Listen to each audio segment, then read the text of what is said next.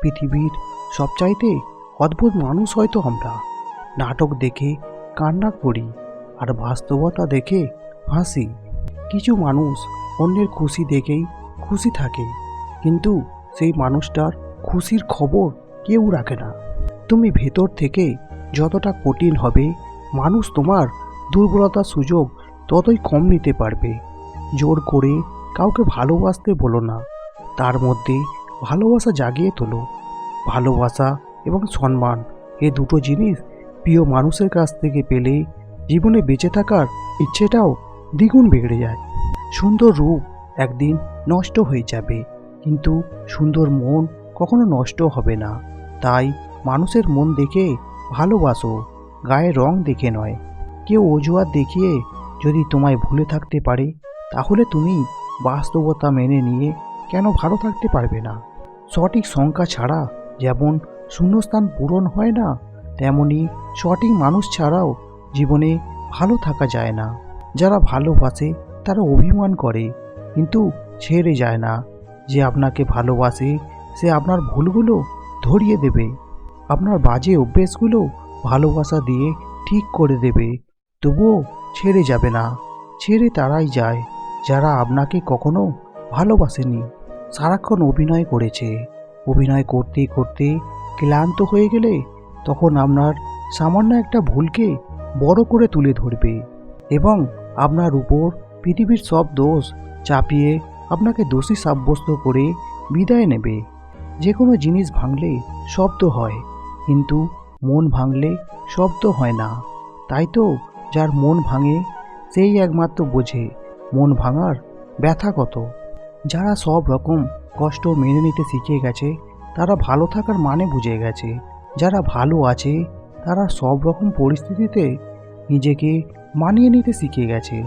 কিছু নারী তার যৌবনকালে কারো বউ হয়ে এসে আলাদা থাকার জন্য আন্দোলন করে, আবার সেই নারী কয়েক বছর পর শাশুড়ি হয়ে একসাথে থাকার জন্য অনুরোধ করে। মেয়েরা তাকেই তার শরীর ছুঁতে দেয়, যে তাকে তার খারাপ সময়ে ছেড়ে যায়নি, যে তাকে শুধু মন দেখে ভালোবাসে, চেহারা দেখে নয়। মেয়েদের সাথে এই তিনটি কাজ করলে সে নিজে থেকে আপনার কাছে আসবে। এক, তার সব কিছুতেই সবসময় তার পাশে থাকুন এবং সময় দিন। দুই, তাকে সবসময় হাসি খুশিতে রাখুন। তিন, তার কাছে নিজেকে ইচ্ছে করে একটু বোকা হয়ে দেখান। শুধুমাত্র এই তিনটে টিপস মেনে চলুন, আপনি যাকে মন থেকে চাইছেন তাকে খুব সহজেই কাছে পেতে পারেন। নারী যদি সংসার করতে চায় তাহলে সে কুঁড়ে ঘরেও হাসি মুখে জীবন কাটিয়ে দিতে পারে, আর যদি সংসার করতে না চায় তাহলে সে রাজপ্রাসাদেও লাথি মেরে চলে আসে। যে ভালো থাকার জন্য ভালোবাসে সে কারণে অকারণে হারিয়ে যেতে পারে, আর যে ভালো রাখার জন্য ভালোবাসে সে হাজারটা কষ্ট স্বীকার করেও পাশে থাকে। মানুষ বড়ই অদ্ভুত, একটুখানি ভালোবাসা পাওয়ার জন্য দিন রাত কাঁদে, আবার কেউ এক বুক ভালোবাসা পেয়ে অবহেলা করে।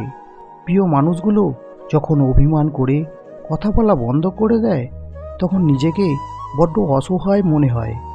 মানুষ চাইলেই যদি সব কিছু পেয়ে যেত তাহলে অপেক্ষার কোনো মূল্য থাকতো না, আর চাইলেই যদি সব কিছু ভুলে যেতে পারত তাহলে স্মৃতির কোনো মূল্য থাকতো না। মুখের ভাষা বোঝার জন্য সামান্য জ্ঞানই যথেষ্ট, তবে মনের ভাষা বোঝার জন্য অবশ্যই আর একটা মন লাগে। রিলেশন একটা মানসিক রোগের নাম, যেটাতে জড়ানোর পরে সুস্থ মানুষও রোগী হয়ে যায় এবং এক পর্যায়ে গিয়ে আর কোনো ওষুধ কাজ করে না। যার জন্য আপনি হাসতে হাসতে মৃত্যুকেও বরণ করে নিতে পারেন, বেলা শেষে সে মানুষটার উপর আপনার কোনো অধিকার থাকে না, সে ভালো থাকে অন্য কারোর অধিকার হয়ে। দুটো অনুভূতি কখনো কাউকে বলে বোঝানো যায় না, পাওয়ার আনন্দ আর না পাওয়ার বেদনা। জীবনের কঠিন সময়ে যখন নিজেকে একাই চলতে হয় তাহলে ভালো সময়ে তাদের দরকার কি? বর্তমানে সম্পর্ক মানুষের সাথে মানুষের নয়, মানুষের সাথে স্বার্থের হয়। যেখানে স্বার্থ আছে সেখানে সম্পর্ক আছে, স্বার্থ শেষ তো সম্পর্কও শেষ। মানুষ সবচেয়ে বেশি বেহায়া তার কাছেই, যাকে সে নিজের থেকেও বেশি ভালোবাসে। সময় হলে মানুষ সব বুঝে নেয়, শিখে নেয়, নতুন স্বপ্ন দেখে বেঁচে থাকার।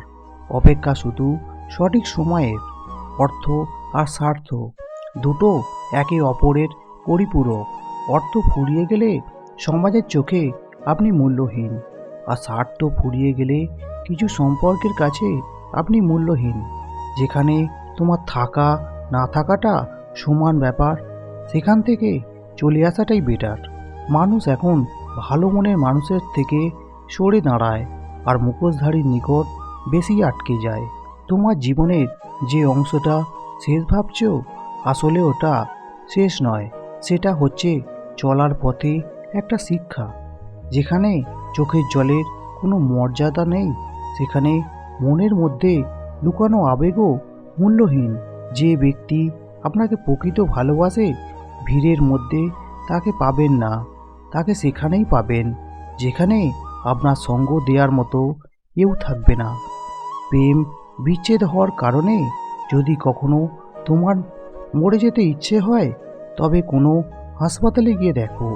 শুধু একদিন বাঁচার জন্য মানুষ কতটা লড়াই করে।